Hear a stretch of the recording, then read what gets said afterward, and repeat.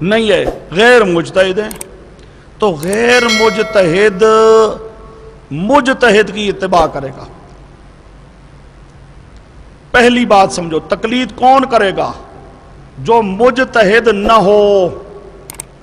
جو مجتہد ہے وہ تو خود اپنا اجتہاد کرے گا، اور اب آج کل اس زمانے میں کوئی مجتہد نہیں ہے۔ کوئی بڑے سے بڑا علامہ ہو، مقلد بن کے مسئلے یاد کر لے تب بھی غنیمت ہے۔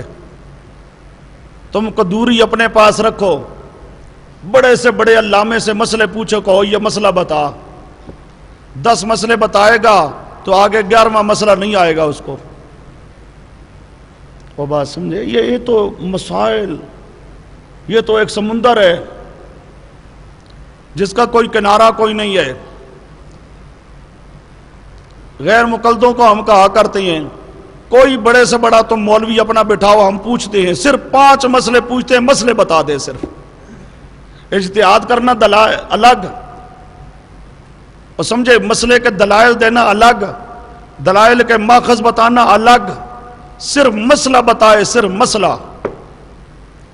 اس لیے غیر مقلدوں کے بڑے بڑے مولوی جب مسئلہ لکھتے ہیں، ان کے جتنے فتاوے، فتاوی ثنائیہ، فتاوی نظیریہ، فتاوی غزنویہ، فتاوی سلفیہ، فتاوی علماء حدیث، یہ جتنے ہیں ان کو دیکھو۔ یہ فتوے لکھنے والے ہدایہ کو دیکھتے ہیں، ہماری شامی کتاب کو دیکھتے ہیں، البحر الرائق ہماری کتابوں کو یہاں سے دیکھ کر فتویٰ لکھتے ہیں، مقلدین کی کتابوں کو دیکھ کر فتویٰ لکھتے ہیں، پھر مقلدین پر فتوے بھی لگاتے ہیں۔ کوئی بڑے سے بڑا غیر مقلد ہو،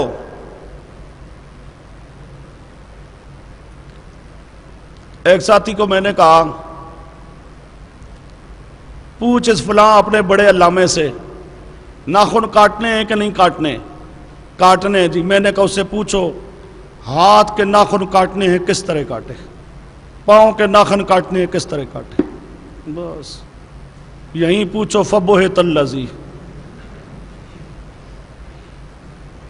وہ کہنے لگا یار یہ باریکیاں حنفی لوگ جانتے ہیں۔ بلے، یہ باریکیاں حنفی لوگ جانتے ہیں۔ تو بات کو سمجھو، تقلید کرے گا کون؟ جو مجتہد نہیں ہوگا، ایک بات۔ دوسری بات، تقلید کرے گا کس کی؟ جو مجتہد ہوگا۔ تیسرا، تقلید کرے گا کن مسائل میں؟ تقلید کرے گا کن مسائل میں؟ تو سمجھو، شریعت کے کچھ مسائل ہیں منسوس اور کچھ مسائل ہیں غیر منسوس۔ منسوس صراحتاً قرآن کی آیت موجود ہو، صراحتاً قرآن حدیث موجود ہو، صراحتاً قرآن اور حدیث کا واضح فیصلہ موجود ہے، یہ منسوس ہے۔ اور جو صراحتاً موجود نہ ہو، صراحتاً موجود نہ ہو، وہ کیا ہے؟ غیر منسوس۔ اس غیر منسوس کو کہتے ہیں اجتہادی۔ اس کو کیا کہتے ہیں؟ اجتہادی۔ مثال سمجھو، قرآن اور حدیث میں مسئلہ ہو ہی کوئی نہیں، تب بھی اجتہاد کرنا پڑے گا۔ قرآن اور حدیث میں موجود ہو، قرآن اور حدیث میں موجود ہو، لیکن اس کے معنی مختلف ہوں۔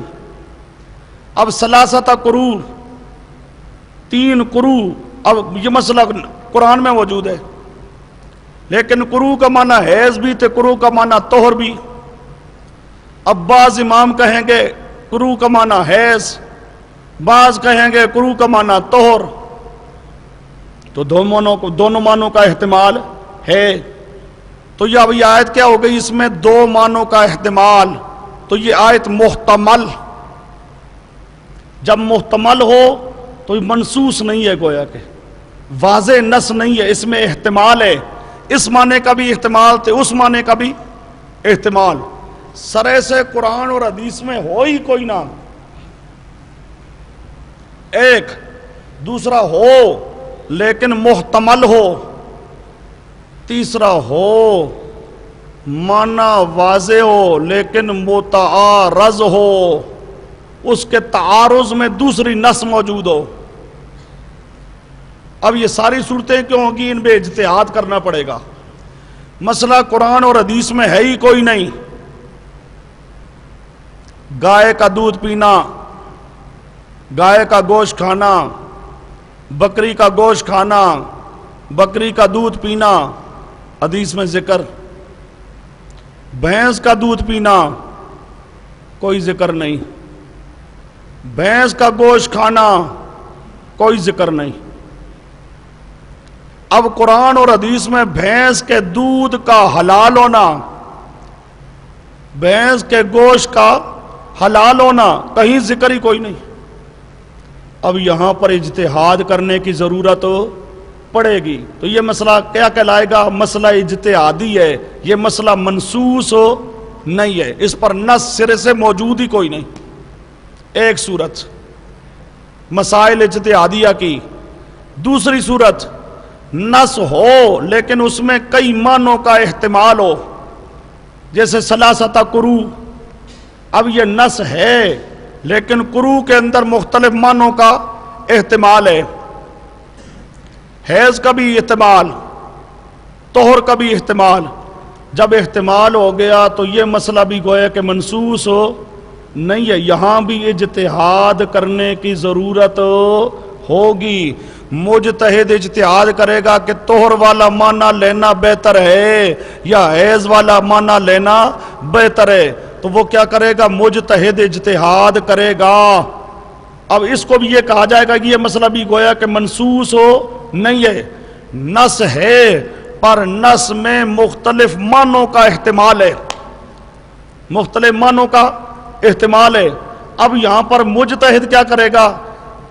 دو معنی ہیں، مثلا دو معنی ہیں، وہ ایک معنی کو ترجیح دے گا، ایک معنی کو کیا دے گا؟ ترجیح۔ اب اس نے کیا کرنا ہے؟ اب وہ نص کے اندر ایک بات موجود ہے لیکن وہ واضح نہیں ہے، محتمل ہے، احتمال ہے ایک معنی کا دوسرے معنی کا۔ اب یہاں پر مجتہد اجتہاد کرے گا کہ طہر والا معنی لینا چاہیے یا حیض والا معنی لینا چاہیے، تو اب یہاں پر مجتہد کا اجتہاد ہوگا کسی ایک احتمال کو متعین کرنے کے لیے۔ اجتہاد کس لیے کیا جائے گا؟ ایک احتمال کو متعین کرے گا، ایک احتمال کو ترجیح دے گا۔ اب یہ بھی مسئلہ کیا بن جائے گا؟ اجتہادی۔ اور کوئی سمجھ آ رہی ہے؟ یہ بھی مسئلہ کیا بن جائے گا؟ اجتہادی۔ تیسرا، نص موجود ہو، معنی بھی واضح ہو لیکن اس کے معارض دوسری نص بھی ہو۔ رفع یدین کا کرنا بھی ہے تو نہ کرنا بھی ہے، یہ تعارض ہو گیا۔ اب یہ مسئلہ کیا ہوگا؟ متعارض۔ اس میں کیا ہے؟ تعارض ہے۔ ایک نص رفع یدین کو ثابت کرتی ہے، دوسری نص رفع یدین کی نفی کرتی ہے، تو نصوص متعارض ہیں۔ نصوص کا کیا آپس میں تعارض ہے۔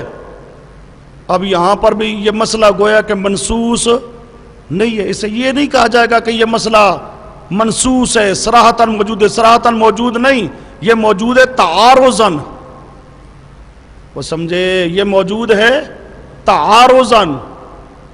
احتمال والا موجود ہوتا ہے احتمالاً، وہ سمجھے؟ احتمال والا موجود ہوتا ہے احتمالاً، یہ تعارض والا موجود ہوتا ہے تعارضاً۔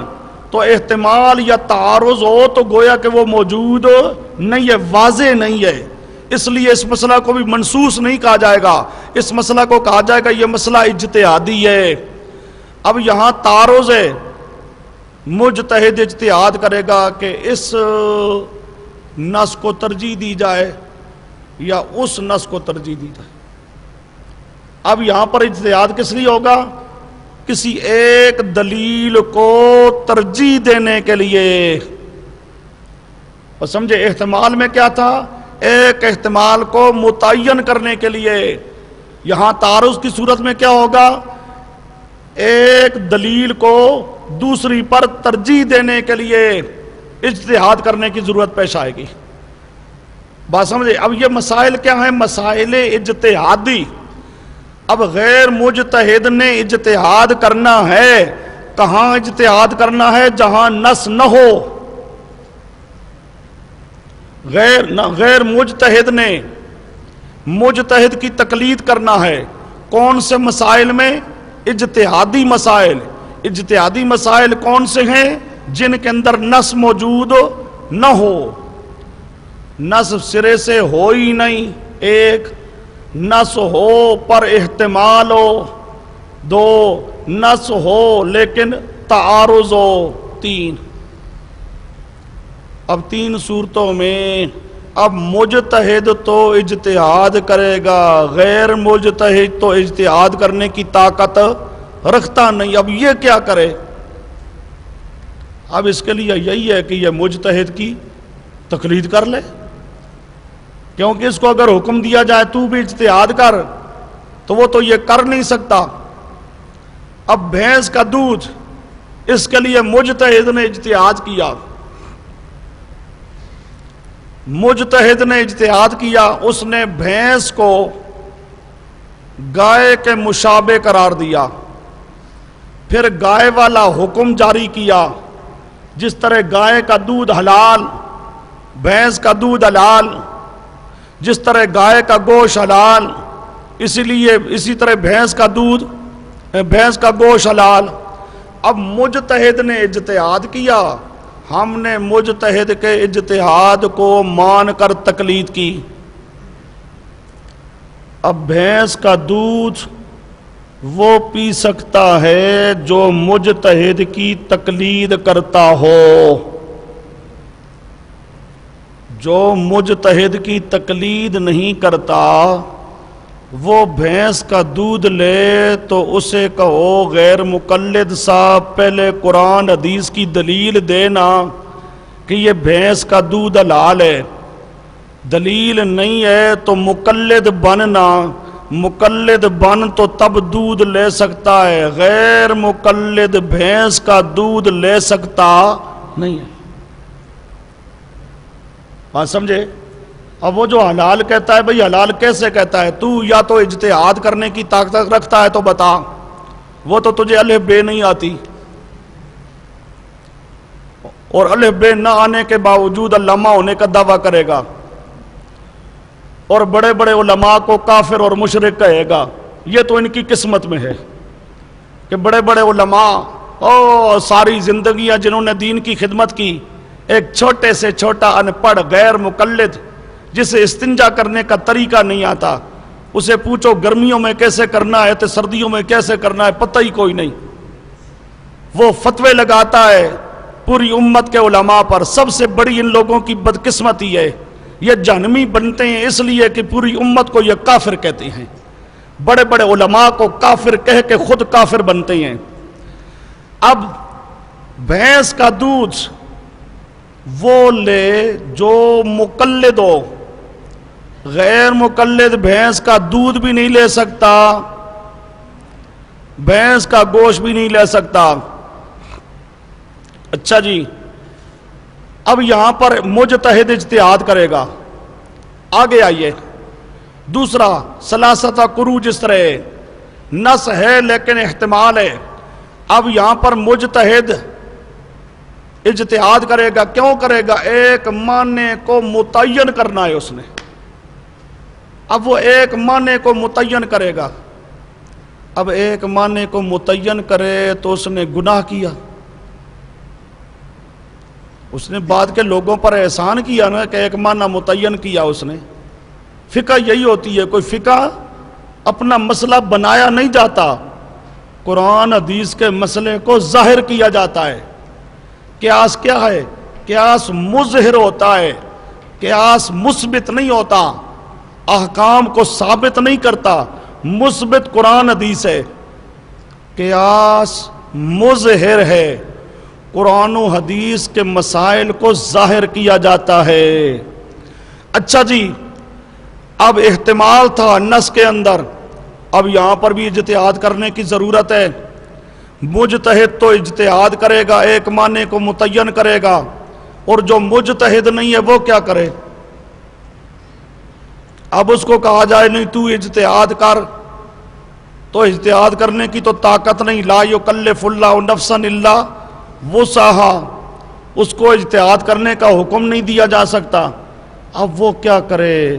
وہ مجتہد کی تقلید کرے گا ایک احتمال کے متعین کرنے میں۔ اب یہ مسئلہ بھی کیا ہو جائے گا؟ اجتہادی، منصوص نہیں رہے گا۔ تیسرا تعارض ہو، یہ یامین، رفع یدین وغیرہ، یہ متعارض مسائل ہیں، ان میں ایک نص کو، ایک دلیل کو ترجیح دینا ہے۔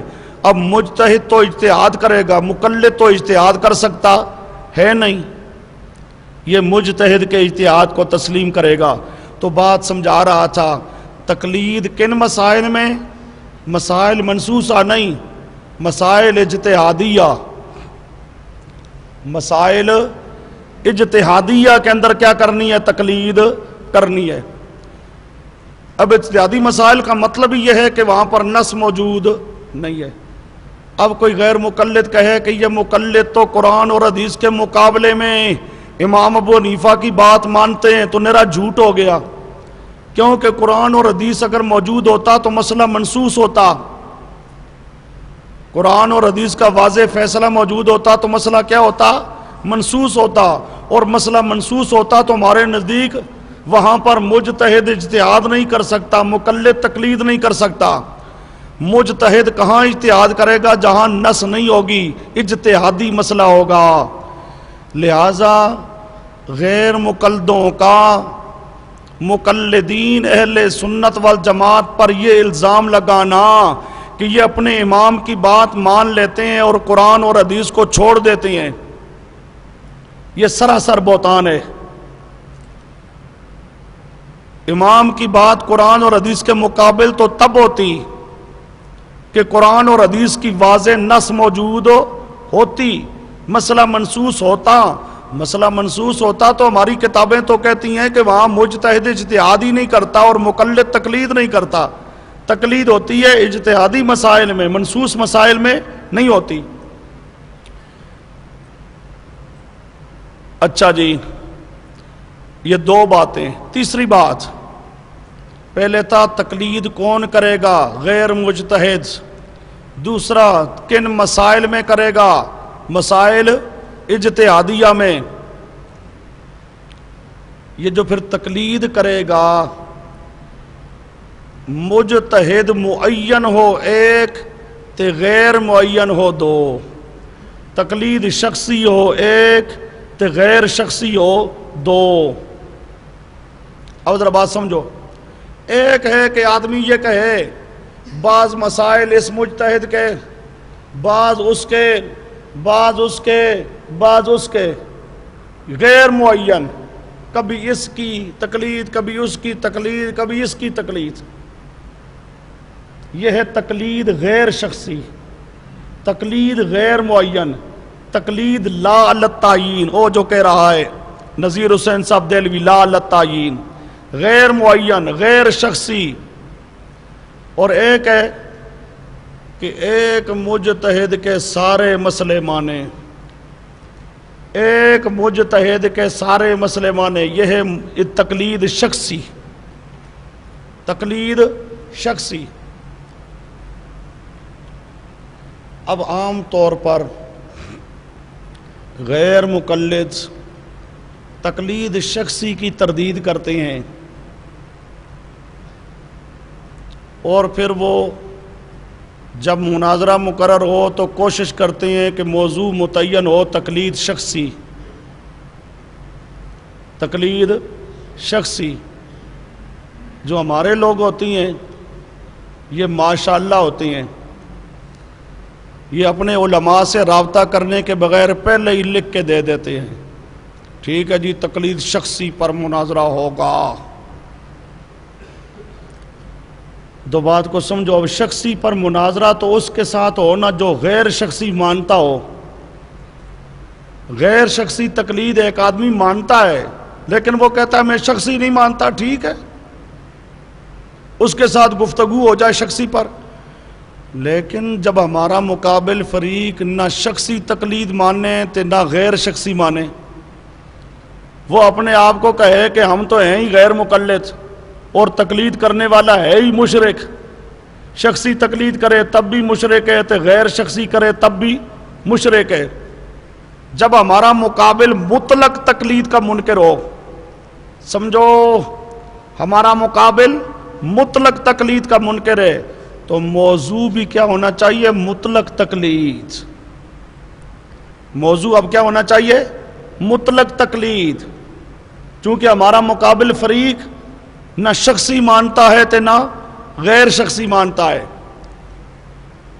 شخصی کرنے والا بھی کافر تو غیر شخصی تقلید والا بھی کافر مشرک. اور سمجھے؟ تو اب اس کے ساتھ ہمارا جو اختلاف ہو تو کس چیز کا اختلاف ہوگا؟ تقلید مطلق کا. مطلق تقلید, مطلق تقلید. ہم مطلق تقلید ثابت کریں گے, وہ مطلق تقلید کی تردید کرے گا. بات سمجھے؟ ہاں اگر آپ کے سامنے آ جاتا ہے کوئی آدمی, وہ کہتا ہے جی میں مطلق تقلید مانتا ہوں. مطلق تقلید کی دو قسمیں ہیں, ایک شخصی تو دوسری غیر شخصی. یہ مطلق تو کسی ایک کے ضمن میں ہوگا, مطلق کا اپنا کوئی وجود تو نہیں ہوتا, اس کے اپنے افراد کے اندر وہ پایا جائے گا, شخصی یا غیر شخصی. وہ کہتا ہے میں غیر شخصی